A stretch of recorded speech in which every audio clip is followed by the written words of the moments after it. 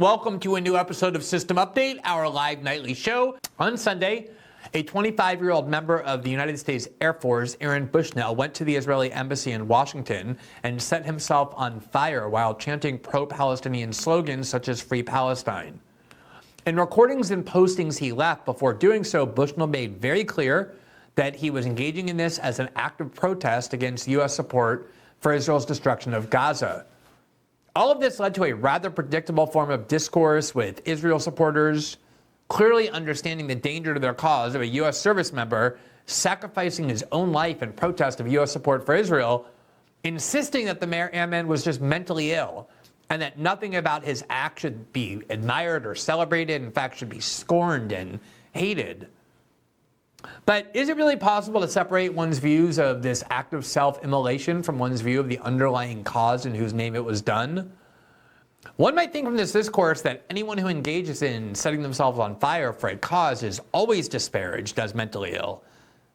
But that is simply not true. The U.S. has a long history of venerating such acts and expressing admiration for people who do this, provided the cause is right. So is there anyone condemning this self-immolation now because they believe that the act is inherently immoral, or is it just cover for their opposition to the underlying cause that he cited of stopping Israel's destruction of Gaza? It's really worth taking a look at.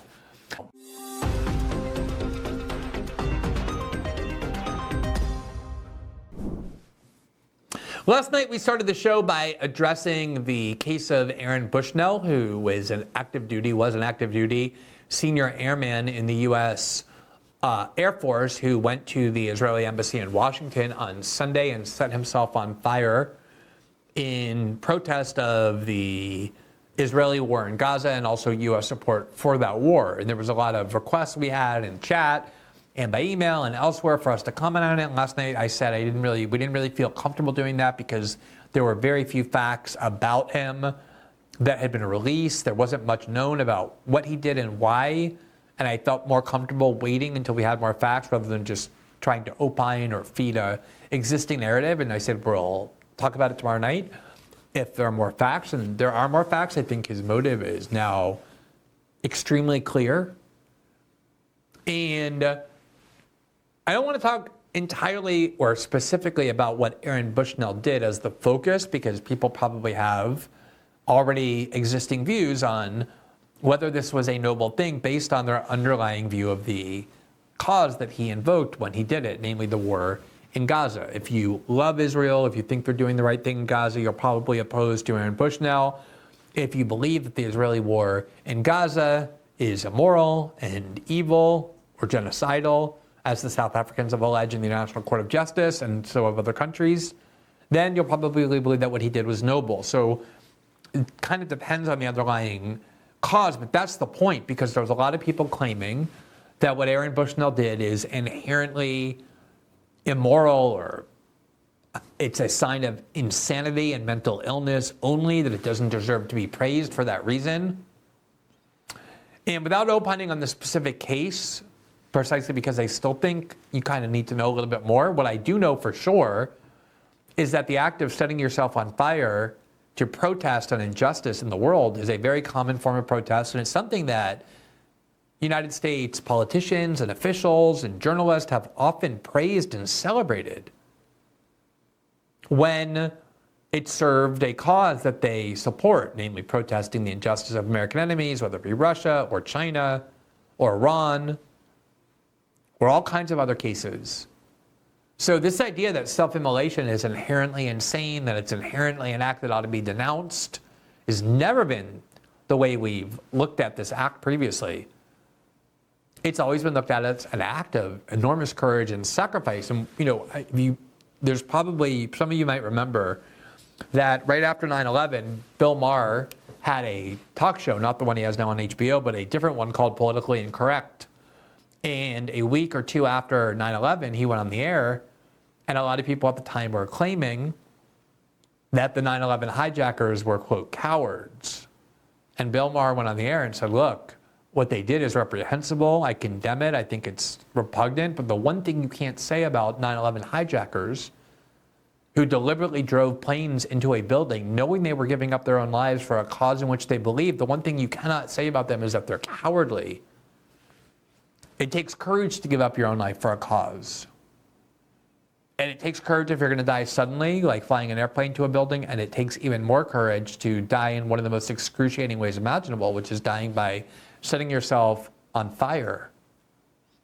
And there's no way to diminish that courage. Whether you think the cause is unjust or not is, of course, a separate question.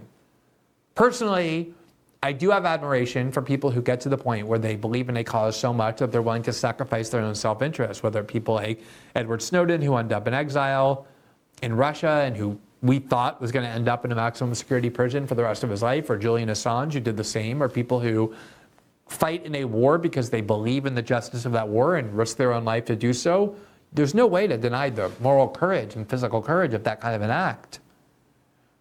And a lot of this discourse, which tries to disparage self-immolation as just something only a mentally ill person would do, is very inconsistent with the way we often have talked about self-immolation in the past when it was used for a cause that American elites actually support. So first of all, just the kind of core facts from the New York Times. Quote, man dies after setting himself on fire outside the Israeli embassy in Washington. Air Force says, quote, Aaron Bushnell, an active duty senior airman, repeatedly shouted, quote, free Palestine, as he filmed and live streamed his protest against Israel's deadly military actions in Gaza. He had been taken to a hospital on Sunday with life-threatening injuries. He went on to die.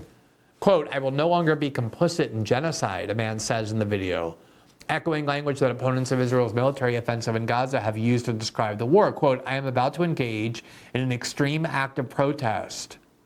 But compared to what people have been experiencing in Palestine at the hands of their colonizers, it's not extreme at all. Now that sounds to me like somebody who had a rational understanding of what they were doing, who set out to explain what they were doing, did so in a coherent way, a truthful way, and then went about and did it. So it's hard to say, oh, he was mentally ill, he didn't know what he was doing, because everything you left behind suggests that he had a very clear and coherent understanding of what he did and why. Here from the Washington Post gave a little more detail about him. The airman who set himself on fire grew up on a religious compound and had an anarchist past. Now, as I said, a lot of people are pretending that they hate this protest because self-immolation in and of itself is inherently wrong and bad, and yet they've not been consistent at all when similar or identical acts were undertaken for a cause they supported. Here, for example, is one of the most intellectually dishonest, whiny, petulant, and toxic people in American political life, the former Congressman Adam Kinzinger, the Republican of Illinois, who knew he couldn't be reelected to Congress, and so went to CNN. He's a fanatical supporter of things like the U.S. funding of the war in Ukraine. He has a Ukrainian flag everywhere he goes. But he also supports the U.S. financing of Israel. He's a big Israel supporter as well. And so he went onto Twitter and said, quote, suicide is not heroic. This was when, obviously, everybody was discussing the Aaron Bushnell case, and he was there to disparage it. Suicide is not heroic, he said. And yet, many people found a tweet of his from February of 2022, right after the Russians had invaded, in which he said the following: a salute with 2 Ukrainian flags and 2 American flags. Hero Ukrainian soldier, quote, blows himself up to destroy bridge and stop Russian invasion forces storming in from Crimea.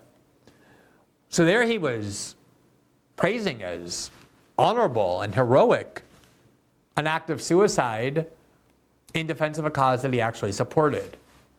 Now, you might say, well, that wasn't self-immolation, it was suicide. So let's look at other examples of how self-immolation has typically been discussed. One of the people who I immediately remembered as having engaged in self-immolation was a 25-year-old street vendor in Tunisia.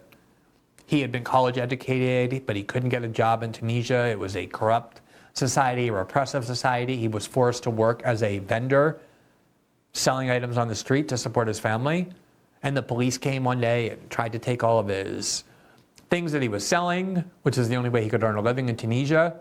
There had just been a WikiLeaks report the year before showing how all of these countries in that region that the United States supported were deeply corrupt. The New York Times editor-in-chief at the time, Bill Keller, credited WikiLeaks with helping to spark the Arab Spring. And Arab Spring activists won the Sakharov Prize, which is named after a Russian dissident. It's genuinely given for people who the West considers heroic. And here's who won in 2011. You see the headline, Arab Spring activists win 2011 Sakharov Prizes from Radio Free Liberty. Quote, 5 Arab Spring activists have won the European Parliament's 2011 Sakharov Prize. Quote, this year's winner symbolizes the struggle for dignity, for democracy, and for human rights. And they are co-authors of historical change in the Arab world, Buzek said. Not sure who Buzek is. I presume it's somebody with the European Union. The winners are Mohamed Bouazizi from Tunisia, whose death after he set himself on fire triggered the chain of popular uprisings in North Africa that became known as the Arab Spring. And this person, this 25-year-old street vendor who set himself on fire in Tunisia, was widely heralded as someone engaged in an act of great heroism, of great nobility, of great consequence.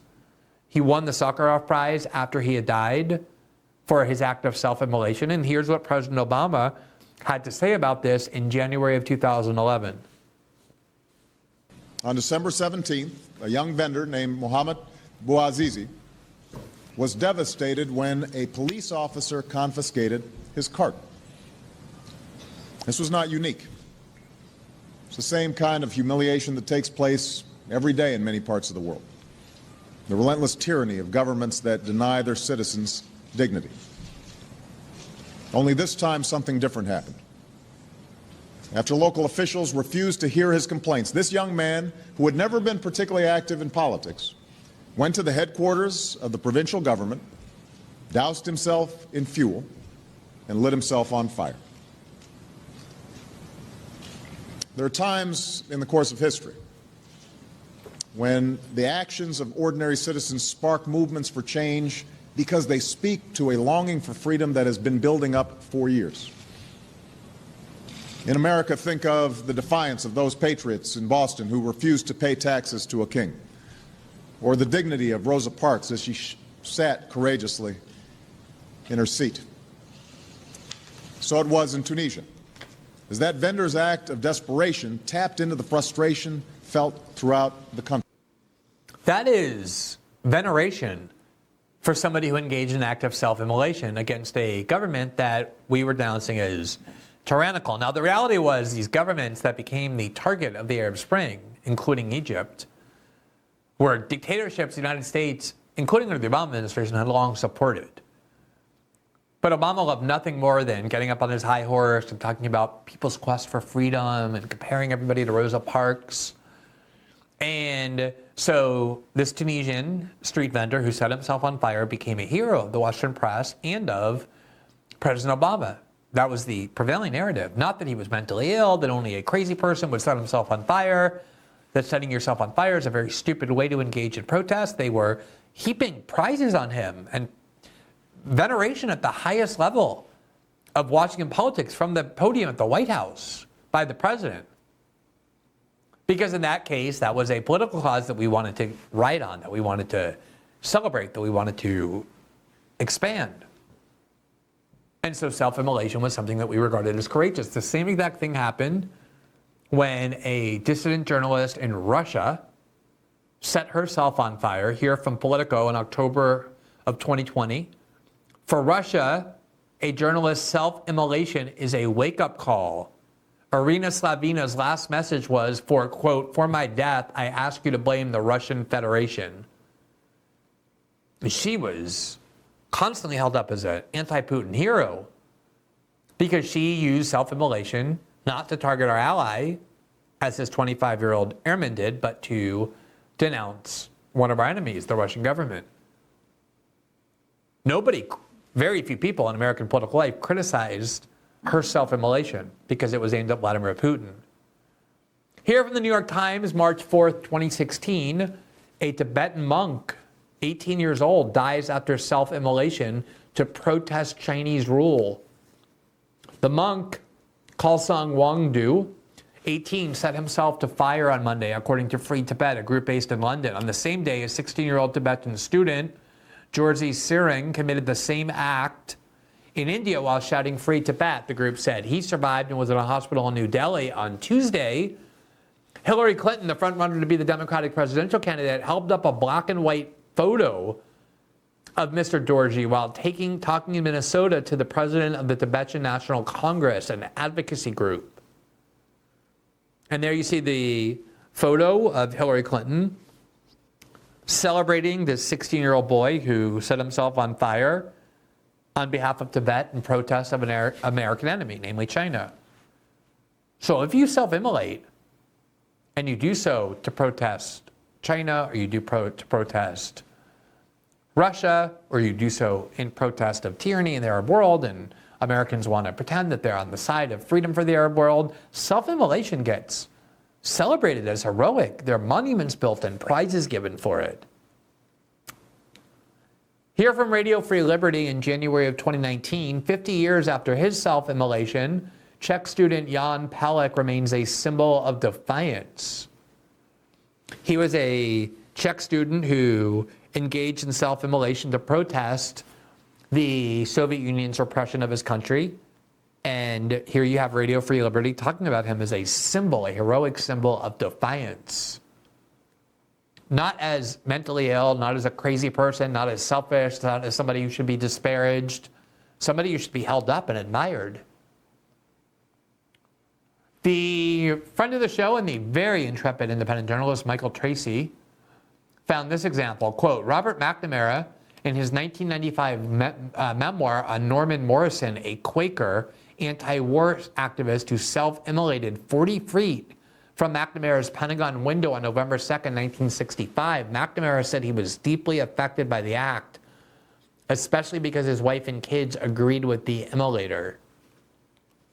I could show you a lot more here from, this is, I believe, from McNamara's book, where he wrote, anti-war protest had been sporadic and limited up to this time and had not compelled attention. Then came the afternoon of November 2nd, 1965. At twilight that day, a young Quaker named Norman Morrison, father of 3 and an officer of the Stony Run Friends meeting in Baltimore, burned himself to death within 40 feet of my Pentagon window. He doused himself with fuel from a gallon jug, and when he set himself on fire, he was holding his 1-year-old daughter in his arms, and he screamed, quote, save the child, and he flung her out of his arms. She survived without injury. After Morrison's death, his wife issued a statement that basically explained why he did what he did to stop the war in Vietnam. And McNamara said the following in his book, quote, I reacted to the horror of his action by bottling up my emotions and avoided talking about them with anyone, even my family. I knew Marge and our 3 children shared many of Morrison's feelings about the war, as did the wives and children of several of my cabinet colleagues, and I believed I understood and shared some of his thoughts. So again, we have a long history of heaping praise on people who use this as a form of protest, obviously an extreme form of protest. But we have often said that extreme injustice justifies and merits this kind of protest, and now suddenly in the discourse, there's this effort to depict self-immolation as something only insane people do, something that ought to be disparaged and maligned. There were calls on Twitter today for people demanding that Elon Musk remove the tweet of Cornel West, who spoke in admiration, not of the act of self-immolation even, but just for Aaron Bushnell, who is the one who engaged in self-immolation in this cause of stopping the war in Gaza. And a lot of people, including some who I respect because they've been long involved in the campaign in favor of free speech and against online censorship, actually started saying Cornel West's tweet should be removed because somehow it glorifies suicide and encourages people to take their own life, saying it violated the rules of X, and called on Elon Musk to remove it. And obviously the reason is not because they're offended by self-immolation. Self-immolation is celebrated if it's done for the right cause.